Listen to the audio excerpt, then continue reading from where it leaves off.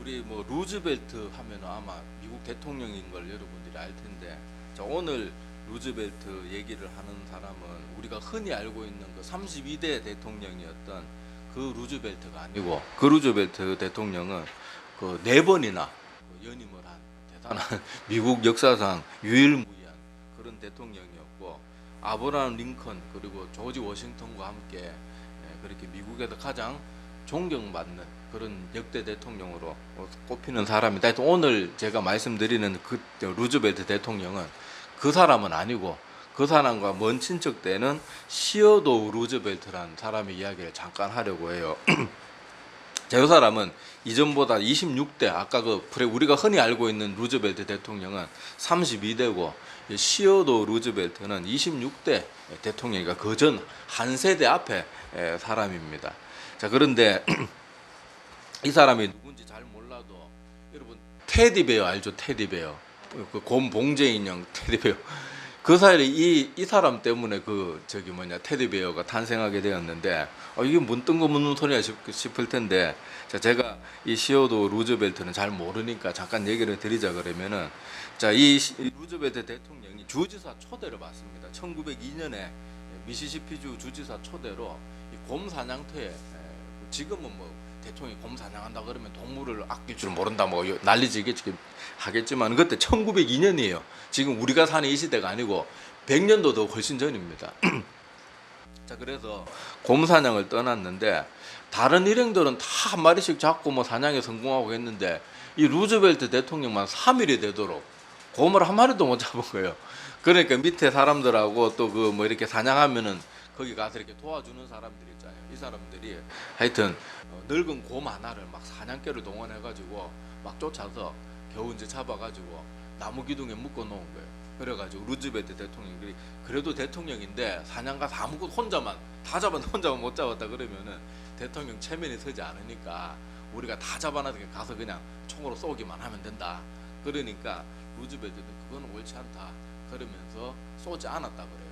그러니까 이걸 보고 감동받은 그 워싱턴 포스트인가 하여튼 뭐 그 신문사에서 요거를 옛날 만평 그런 이렇게 보면 옛날에 그 신문 같으면 풍자 만화 같은 거 이제 거기에 여기 늙은 곰이었는데, 그 늙은 곰 그리면 좀 그러니까 귀여운 새끼 곰을 풀어주는 걸로 이제 루즈벨트 대통령 그 일화를 이제 신문에 냈는데, 그걸 보고 많은 사람이 감동을 받은 거예요. 자, 그런데 그 뉴스를 봤던 어떤 사람이, 자, 그 모리스 미텀이라는 부부가 이 만화를 보고 곰인형을 만들었는데, 곰인형을 뭘로 지을까 하려고 하다가 여기 이 루즈벨트 대통령 별명이 테디였어요. 그래가지고 편지를 보냅니다, 대통령한테. 우리가 인형을 만들어서 테디라는 이름을 붙이려고 하는데 써도 되겠습니까? 그런데 루즈벨트 대통령 자기 별명 되게 싫어했대요. 그런데도 그래도 이제 자기 백성이잖아요. 그래가지고 그렇게 이름을 붙이겠다고 하니까, 그래 뭐 괜찮다. 그래가지고 그때 만들었는 이 테디베어 인형이 대박을 친 거예요. 지금도 테디베어 하면 그 테디베어 비싼 거는 뭐 제가 얘기 들으니까 뭐 몇백만 원씩 하고 그렇다고 그러더라고요. 그래가지고 이 테디베어가 그렇게 유명한 그런 게 되고, 이 부부는 하여튼 뭐 이걸로 큰 뭐 또 왕구 뭐 그런 회사도 차리고 그랬다 그래. 하도 많이 팔려가지고. 자, 하여튼 그래서 이 시어도우 루즈벨트가 요 테디베어 유래인데, 제가 왜 이런 얘기를 드리는가 하면, 이 루즈벨트에 관한 일화를 하나 얘기해 드리려고 그래요. 이 루즈벨트 대통령은 굉장히 눈이 안 좋았습니다. 그래서 안경을 항상 이 사람은 가까이 볼 때는 가까이 보는 안경 써야 되고, 멀리는 또 멀리대로 안 보여가지고 멀리 보는 안경 써야 되고, 이래가지고 눈이 너무너무 나빴어요. 그런데 여러분, 요새는 안경집이 얼마나 좋습니까? 저도 뭐 여기 안경집 있지만은 플라스틱으로 가볍고 작고, 요새는 안경놀이 조만하게 나오지만은 여러분, 옛날 안경 너무 멋있죠. 여러분, 일제시대 때 뭐 우리나라 사람들 그 안경 쓰는 그 지식인들 보면 이따만한 안경 그래가지고 했는데, 그때 당시에는 이 안경집도 지금처럼 플라스틱 기술 이런 게 뭐 잘 돼 있는 그런 시대가 아니었잖아요. 그래서 안경집은 보통 사람이 안경 2개 쓰는 사람이 거의 없어요. 그러니까 안경집은 놔두고 다니는 거라 가지고 그렇게 쇠로 만든, 막 강철로 만든 튼튼한, 뭐 우리 안경집이 안경 보호하는 용도니까 튼튼하게 만들잖아요. 밟아도 부서지면 안 되고. 그래서 그때 당시에는 안경집을 강철통으로 튼튼하게 그렇게 만들었단 말이에요. 무겁고. 그런데 이 루즈벨트 대통령이 눈이 너무 나쁘니까 항상 안경을 2개 가져야 되니까 하나는 쓰고 있지만 하나는 항상 안주머니 넣고 잘못하면 부서질 수 있으니까 항상 안경집에 넣고 다니는데 이게 너무 짜증나는 거예요. 막 무겁고 강철통이고 막 이러니까 늘 그것 때문에 불평불만이 많았어요. 아씨 이거 왜 이뭐 안경 들고 다녀야 되나.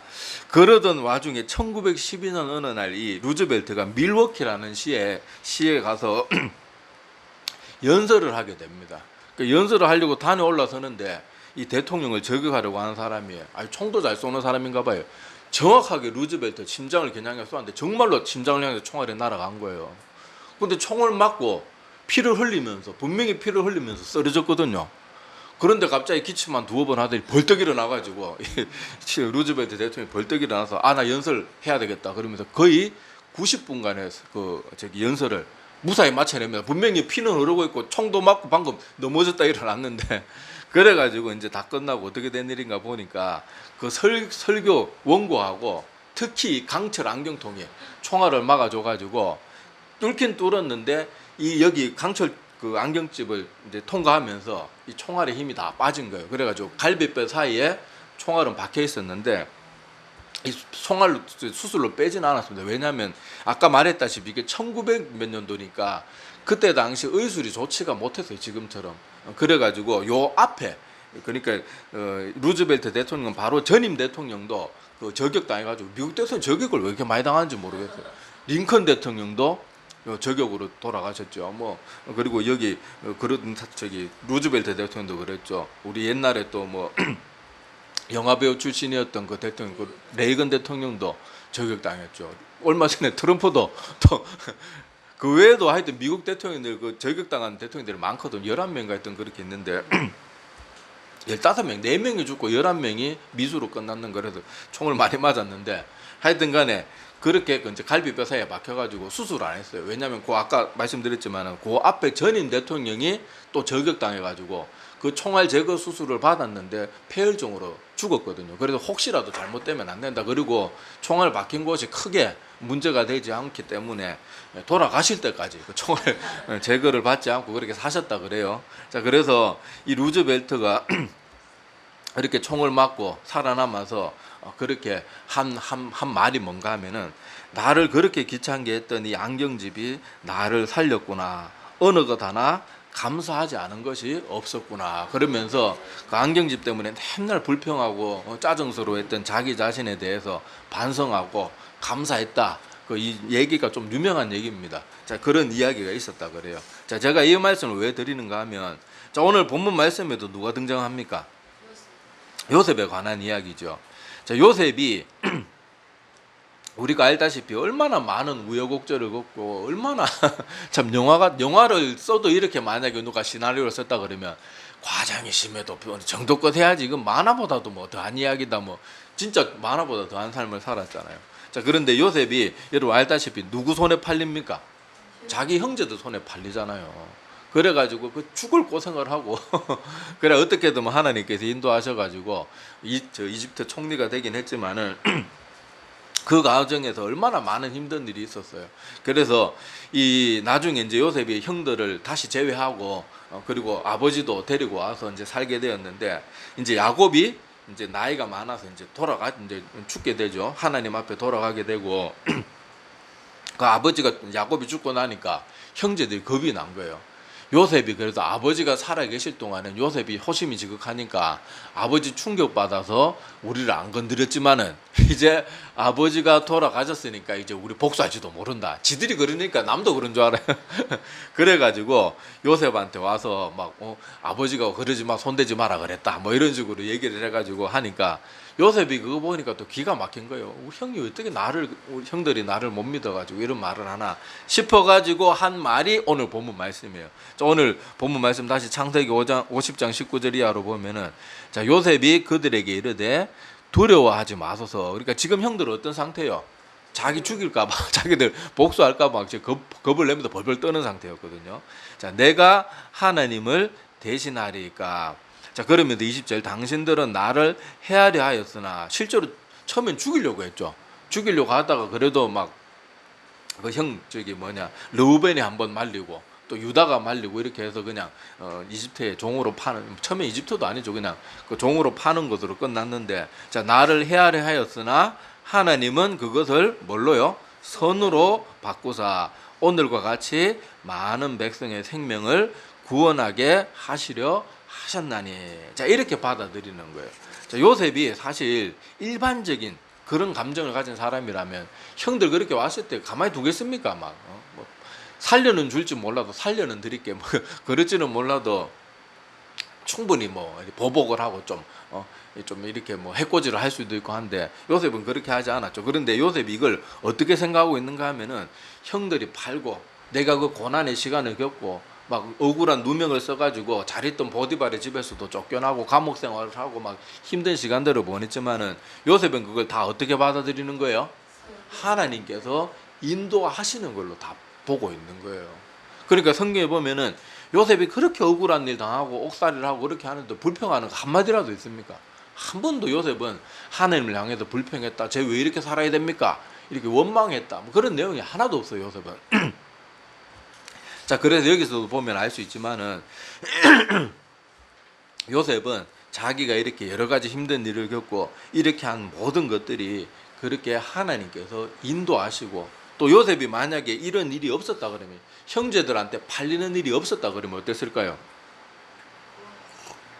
계속 형들한테 미움 받으면서 한평생 구사리 먹으면서 그냥 계속 그렇게 형들의 미움이나 질투 받으면서 그렇게 살아가지고 나중에 커가지고는 막 아버지 돌아가시고 나면 형들 너 나가 임마 이때까지 우리가 아버지 때문에 참았지만 이랬을지도 모르고, 뭐 별반 뭐 그냥 그 시골 촌동네에서 그냥 야곱의 집안에서 미움받는 자식으로 끝났을지도 몰라요. 그런데 이렇게 형들한테 팔린 거 물론 얼마나 가슴 아픈 일이겠어요. 얼마나 마음에 힘이 들고 그런 일인지 모르지만은, 결과적으로 볼 때는 이 일 때문에 이 요셉이 만약에 그냥 계속 그 집에 있었다 그러면 미움만 받는 자식으로 남았을 텐데, 이 일 때문에 요셉이 결과적으로 그 이집트 파라오 앞에까지 설 수 있었고, 또 거기에서 총리, 그러니까 뭐 파라오 다음에 가는 그런 권력자로 세움을 받아가지고, 또 자기만 사는 게 아니고 하나님께서 또 요셉에게 꿈을 해몽할 수 있는 그런 능력까지 주셔가지고 앞으로 올 그 어마어마한 대기근 그런 것들을 다 보여주시고, 기근 풍년과 기근을 하나님이 미리 다 알려주셨잖아요. 그래서 그것을 어떻게 하면 이 기근의 시간을 다 버텨낼 수 있는지 하나님이 지혜도 주시고 해가지고 요셉만 살아남은 게 아니고, 고대 그 근동 지방 이집트 주변의 근방 사람들, 여기 저 요셉 가족, 그러니까 야곱의 가족들도 이집트 사람도 아니잖아요. 그런데도 그 주변의 모든 사람들이 이 요셉이라는 한 사람 때문에 그 엄청난 기근을 다 이겨내고 버텨낼 수 있었다. 그러니까 우리 인간적으로 볼 때는 정말로 원망하고 한평생 이거는 뭐 원망하면서 살아도 사실 할 말이 없는 그런 억울한 일인데, 이 일을 요셉은 막 불평하면서 내가 이렇게 살아야 되나 막 그러면서 막 맨날 막 내가 형들 만나기만 복수해야지 막 이렇게 원한 속에서 산 게 아니고, 요셉은 이런 가운데서 항상 무슨 일이 주어지는 성경에 보면 어때요? 열심히 성실하게 합니다. 심지어 옥에서도 열심히 하니까 나중에 옥 그 맡아 있는 간수가 어떻게 해요? 모든 열쇠 다 맡기면서 네가 다 관리해라, 네 하는 거 보니까 너무 잘한다. 보디발의 집에 가서도 어떻게 됩니까? 사실 요셉이 그때 당시에 이제 소년 나이밖에 안 됐거든요. 많아봐야 뭐 이제 청년 시작되는 아주 젊은 나이였는데, 보디발이 어떻게 해요? 그 어린애를 자기 재산 모든 걸 다 맡기는 거예요. 근데 만약에 요셉이 내가 형들한테 팔렸어, 내가 이놈들 죽여야지 막 그러면서 맨날 마음에 원한만 품고 살았다 그러면 그게 보디발 같은 사람 눈에 들겠냐고요. 쟤는 뭔가 마음에 불평이 많아서 쟤한테는 안 되겠다. 쟤는 그냥 맨날 그 뭐 소 여물이나 뭐 이런 걸 해야 되겠다. 그렇게 하지 누가 들어 쓰겠냐고요. 근데 요셉은 어딜 갔었든지 항상 밝은 모습으로, 형한테 막 형제한테 팔린 그런 사람처럼 무중충하고 막 분노 속과 원한 속에 사는 게 아니고 항상 밝고 성실한 모습으로 최선을 다하니까 어딜 가든지, 보디발의 집에 가서도 단번에 그 어린 사람이 소년밖에 안 된, 그 우리나라로 말하면 고등학생 정도밖에 안 된, 중고등학생 정도밖에 안 된 나이였을 거 아니에요. 그런데 제일 높은 종으로 들어쓰고 옥에도 갇히자마자 또 간수장의 눈에 들어가지고 말이 옥이지 그냥 뭐 그냥 그 뭐 직원처럼 그렇게 생활하는 그런 모습 우리가 볼 수 있거든요. 자, 여기서 우리가 기억해야 될 것이 뭔가 하면, 우리도 살다가 보면은 이 루즈벨트의 강철 안경집, 그게 아직도 여러분 그 루즈벨트 그때 총 맞았던 그 피 묻은 와이셔츠하고 그 총 뚫린 그 연설문하고 그 강철 안경집 그 총 맞은 그게 박물관에 다 그대로 아직도 전시가 되어 있습니다. 하여튼 이런 루즈벨트의 안경통처럼 우리를 귀찮게 하고 좀 불평스럽게 하고 짜증스럽게 하는 일들이 분명히 우리 삶에서 있었어요. 특히 우리 학창 시절에 보면은 애들 맨날 하잖아요. 뭐 공부가 밥 먹여주나 뭐, 아 공부 왜 해야 되나, 뭐 공부만 가지고 뭐다, 뭐 공부 못해도 잘 사는 사람 많더라 그러는데, 걔들이 다시 우리 나이쯤 돼가지고 다시 청소년 시절로 돌아보내주면은, 물론 뭐 공부 못한 애가 뭐 정신 차리고 가가지고 단번에 전교 1등하고 그런 일은 잘 안 일어나겠지만은, 그래도 공부 소홀히 하겠습니까? 아이고 내가 후회하지 않으려면 그래도 어느 정도는 해야지, 놀 건 놀아도 할 건 해야지, 다 그렇게 생각이 바뀔 거 아니에요. 그런데 우리가 그걸 잘 모르니까 그때 당시에는 막 공부 너무 하기 싫고 공부하라 그러는 선생님 뭐 부모님 다 적으로 여기고 우리를 몰라준다 막 그러면서 맨날 불평 불만에 가득 차가지고 막 사춘기 소년 뭐 그러면서 맨날 동물 같은 방에 처박혀가지고 막 꿍꿍거리고 있고, 그 외에도 뭐 이런 예 외에도 우리가 살다가 보면은 우리를 힘들게 하고 짜증스럽게 하고 불평거리가 참 많을 거예요. 뭐 말씀 전하는 저도 말씀 전하니까 목사님 맨날 감사하면서 살겠구나, 여러분 그렇게 생각할지 모르지만 안 그렇습니다. 저도 말씀 준비하면서 되게 찔리는 게 많고 불평도 많고 짜증도 막, 저는 나이가 들면은 저절로 마음이 더 막 온유해지고 막 평안해지고 여유가 있어지고 막 그런 줄 알았거든요. 근데 이렇게 날 돌아보면은 나이가 드니까 짜증이 더 많아지는 것 같아요. 내색을 안 할 뿐이지 사람들 앞에서 속으로 이상하게 짜증이 좀 더 많아지는 것 같기도 하고요. 얼마 전에도 친하게 지냈던 집사님 만나가지고, 내가 나이가 드니까 겉으로는 잘 참는데 이렇게 이상하게 짜증이 더 많아지는 것 같다 그러면서 그런 얘기를 한 적이 있는데, 우리가 이런 모습들이 분명히 있을 거란 말이에요. 그런데 그런 마음들이 찾아올 때 우리가 오늘 이 이야기들, 요셉의 이야기, 또 루즈벨트 대통령이 테드베어의 그런 그 원형이 되었던 이 루즈벨트 대통령, 그리고 총 맞고 나서 그랬다 그러잖아요. 내가 한평생 이 귀찮아했던 강철 안경집이 나를 살렸구나, 감사하지 않은 일이 정말 하나도 없구나, 그러면서 우리가 좀 감사하려고 애를 쓰고, 사람이니까 이게 또 잠깐만 잊어버리면 또 불평이 나오거든요.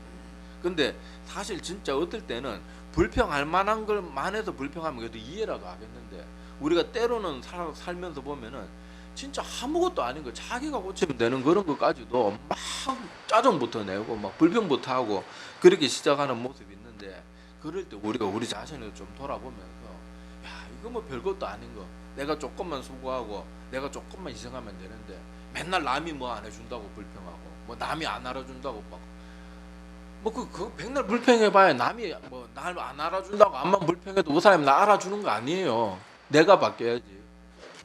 그런데도 사람들은 막 누가 인사 안 하면 저게 나 무시하네 막 그러면서 또 불평하고 원망하고 계속해서 그냥 인생에 사람들 말하는 것처럼 이 짧은 인생, 웃다만 가도 짧은 인생인데 왜 저래 불평하노 그러면서 어른들 그런 얘기 한 번씩 하시잖아요. 그러니까 아무것도 아닌 거 자꾸 남이 나한테 왜 이렇게 하나, 그걸 생각할 그런 시간에 내가 이걸 왜 못 받구나, 내가 이거 왜 안 하나, 남이 해주길 바라면 나도 남에게 뭔가 해줘야 될 거 아니에요. 근데 자기는 남을 위해서 아무것도 안 해주면서 남이 뭐 안 해준다고 자꾸 불평만 늘어놓고 그러면은 자기 인생만 계속 피곤한 거예요. 자기 인생만 피곤한 거예요. 내가 남에게 잘해주려고 애를 써보세요. 내가 남 대접하려고 애를 써보세요. 그 사람도 당연히 날 잘해주게 돼 있습니다. 근데 자기는 맨날 그 사람 보고 저게 나보고 인사를 하네, 나보고 안 웃네 그러면서 띵해 있으면은 인사하려고 그래도 저 사람 왜 저러지 그러면서 서로 자꾸 또 관계만 나빠지는 거예요. 대부분의 어리석은 사람들이 자꾸 그런 식으로 자기가 먼저 안 바뀌면서 자꾸 남이 왜 나한테 뭐 안 하나, 뭐 그런 식으로 불평하기도 하고, 그 외에도 이런저런 많은 사소한 것들로 불평 속에 살다가 자꾸 그렇게 인생이 그렇게 더 안 좋은 쪽으로 흘러가는, 그리고 사람들도 누가 얼굴에 웃음 띄지 않고 있는 뚱에 있는 사람하고 누가 친해지고 싶어도 가까이 하기가 더 힘든데, 그러니까 그런 식으로 자꾸 자기 스스로 벽을 쌓지 말고 내가 먼저 남 섬기려고 자꾸 해보세요. 섬기려고 하고 먼저 웃으면서 다가가려고 애를 쓰고, 그렇게 하다가 보면은 자기도 모른 사이 자기 주변이 바뀌어 나갈 거예요. 성경에도 보면은 여기 주보 뒷면에도 있지만 데살로니가전 우리 잘 아는 유명한 5장 18절에 범사에 감사하라. 이 말에 이 범사는요, 모든 일에 성경 원문에 보면 모든 일에 감사하라는 뜻이거든요. 그러니까 감사할 만하면 감사하라 이게 아니고 어떠한 가운데서든지 감사하라. 이것이 뭐라고요? 그리스도 예수 안에서 너희를 향하신 하나님의 뜻이니라. 하나님의 뜻은 너희들은 반드시 하나님의 백성이니까 너희들이 공부할 때는 분명히 전교 1등 다 해야 되고, 너희들이 돈 벌 때는 세계에서 제일 부자가 될 정도로 돈 많이 벌어야 되고, 이게 우리를 향한 하나님의 뜻이 아니래요. 요새 교회들 보면은 이상하게 자꾸 그런 식으로 하나님의 백성들 어디 가든지 1등 해야지 하나님, 아니라 하나님께서 우리에게 바라는 뜻은 뭐라고요? 범사에 감사하는 게 우리의 뜻이지. 자꾸 기독교가 언제부터 기독교도 성공주의 신학, 그 성공주의 신학은 신학 아니에요. 그거는 세상에 물든 거지. 세상에 물들어서 기독교가 변질된 거지 성공신학이지. 꼭 막 1등 해야지 하나님께 영광이 되고. 물론 우리가 하나님의 백성이니까 게으르고 나태하게 살아서는 안 됩니다. 학생이면, 공부하는 크리스찬 학생이면 남들보다 더 열심히 공부하는 게 맞아요. 그런데 반드시 1등 해야 된다, 그건 아니거든요. 그건 아니에요.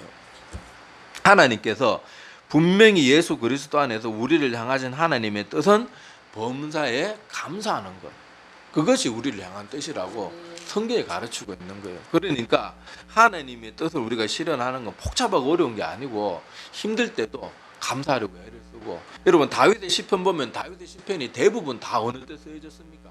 막 고난 당하고 막 전쟁터에서 죽을 위기를 넘기고 막 이럴 때 막 그렇게 아름다운 시편들이 막 쏟아져 나오고 그랬잖아요. 그러니까 하나님이 다윗을 얼마나 사랑하십니까? 얼마나 사랑하셨는지 몰라요. 근데 오히려 다윗은 막 뭐 사람들이 말하는 요새 성공주의 신학이 말하는 것처럼 한 나라의 왕이 되어도 주변 나라들도 다 평정하고 막 걱정거리가 없을 때 자기 막 두 번의 큰 인생에 가장 막 돌이킬 수 없는 큰 죄를 다 그때 평안할 때 최고의 정점에 이르렀을 때 다 두 번 다 그때 죄를 짓게 되잖아요. 그러니까 하나님께서는 뭐 난 평안해가지고 뭐 남들보다 더 잘 살고 막 걱정 근심 없이 사는 그게 뜻이 아니고, 하나님께서는 어느 때든지 범사에 감사할 줄 아는 것, 그것이 하나님께서 우리를 향한 뜻이라는 걸 꼭 기억을 해야 됩니다.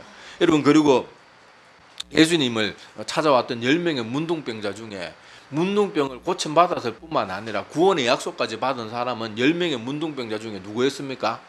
사마리아 출신의 주님께 돌아와서 진심으로 감사하면서 머리 숙일 수 있었다. 그래서 예수님이 그때 묻잖아요. 분명히 내가 너희들 10명 다 고쳐줬을 텐데 나머지 9은 어디로 갔느냐. 그러고 하시는 말씀이 가라, 내 믿음이 너를 구원하였느니라. 그래서 진짜로 주님 앞에 자기 병 고쳤다고, 난 병 고침 받았어, 그냥 그것만 좋아하고 기뻐하면서 그냥 예수님을 잊어버리고 이런 사람이 아니고, 날 고쳐주신 분이 주님이시구나. 그래서 다시 가던 길을 돌아와가지고 주님 앞에 나와서 엎드리며 경배할 줄 알았던 그 문둥병자 한 사람이, 10명 중에 그 한 사람만이 구원까지 약속받는 그런 일이 있었는데, 뭐 때문에요? 진심으로 주님 앞에 감사할 줄 아니까 그런 일이 있었다는 것을 우리가 다 기억을 해야 될 줄로 압니다. 그래서 우리 실제로 많은 성도들의 인생을 봐도요, 인생의 큰 고난 때문에 그 사람의 삶이 완전히 뒤바뀐 일들을 제가 실제로도 여러 번 사역하면서 많이 봤습니다. 가령 어떤 사람은 맨날 교회는 다니고, 뭐 어렸을 때부터 부모님들이 교회는 다니니까 막 집사 직분 가지고 막 성가대도 서고 하는데, 실제로 세상에 나가서 맨날 술 퍼마시고 막 온갖 더러운 데 다니면서 온갖 세상 쾌락을 즐기는 그런 집사님들이 갑자기 하루아침에 사업이 쫄딱 망하든지, 아니면 막 건강이 막 갑자기 막 무슨 죽을 병 막 그런 게 갑자기 나타나가지고 완전 인생이 그냥 순식간에 바닥까지 떨어졌다가 그 사람의 삶이 비로소 그때 완전히 바뀌는 그런 일들이 우리 주변에 뭐 종종 있습니다. 교회들마다 그런 사연 가진 성도들이 꼭 몇 명씩은 있거든요. 근데 그 사람들이 만약에 그런 막 정말 죽다 살아나는 그런 뭐 질병이라든지, 그 잘 나가던 사업이 하루아침에 망한다든지, 그런 일이 만약에 없었다, 그러면 어떻게 되겠어요? 계속 그 뭐 집사라고 가는 사람들이 맨날 이상한 술집들, 더러운 술집 돌아다니고 막 여자들 있는 술집 다니고 그러면서 하나님의 이름은 하나님의 이름대로 욕되게 만들고, 사람들이 그런 사람 어울리면서 뭐 겉으로야 막 돈 잘 내고 뭐 펑펑 쓰니까 좋아해 주죠. 속으로는 야, 저 새끼 저게야 교회 집사래, 저게 안수 집사래, 저게 다 욕합니다. 저런 게 교회 집사라 하는데, 내가 교회 저런 게 장로라 하는데 내가 교회 뭐 하러 다니나, 저 봐라. 자기도 욕먹고 하나님도 욕먹고 다 싸잡아서 욕먹고 아무도 존경 안 합니다. 그냥 그러다가 인생 그냥 그렇게 끝나는 거예요. 그런데 그 사람이 정말로 그런 끔찍한 인생에 그런 일 누가 당하고 싶겠어요. 하루아침에 그 잘 나가던 사업가 막 돈 펑펑 써두고 막 돈이 맨날 채워지는 막 그런 일을 매일 살다가 하루아침에 쫄딱 거지 같은 삶을 살고 싶은 사람이 누가 있겠냐고요. 건강하던 몸이 막 평소에도 막 마라톤도 뛰고 이러던 사람이 갑자기 막 콧줄 끼고 막 저 음식물도 막 튜브로 먹고 막 그런 일을 누가 겪고 싶겠냐고요. 그런데 결과적으로 볼 때는 그 사람들은 그 일 때문에 어떻게 된 거예요? 자기 인생도 바뀌고 자기 영혼도 구원받고 결과적으로 보면 이 사람들은 인생에 이게 정말로 큰 복이 되는 거예요. 그러니까 우리가 살다가 보면 자꾸 나도 모르게 불평 불만에 빠질 때가 많아요. 저도 많아요. 많은데 그럴 때 오늘 말씀들을 기억하면서 이 루즈벨트 대통령처럼 내가 한평생 짜증스럽게 여겼던 이 강철 안경집이 나를 살렸구나. 감사하지 않을 것이 하나도 없구나. 이 이야기들을 우리가 새기고 또 요셉의 이와 영화 같은 이 삶의 모습을 우리가 기억하면서 이 마음을 자꾸 그런 거에 침식당해가지고 자꾸 원망 불평하고 남을 봐도 항상 삐뚤게 보고 그러는 것에서 좀 벗어나기를 바랍니다. 그리고 내가 뭘 고치면 될까? 내가 먼저 남을 좀 섬기고 내가 남을 기쁘게 하면 나도 기뻐질 텐데 맨날 남이 해주는 것만 말하고는 자기도 힘들고 남도 힘들게 하고 서로 다 피곤해지는 거예요. 그러니까 오늘 이 말씀들을 꼭 기억하면서 오늘 말씀의 제목이 뭡니까? 불평거리가 감사로 이렇게 바뀌는 우리의 삶들이 되기를 간절히 소망합니다. 예, 기도드리겠습니다.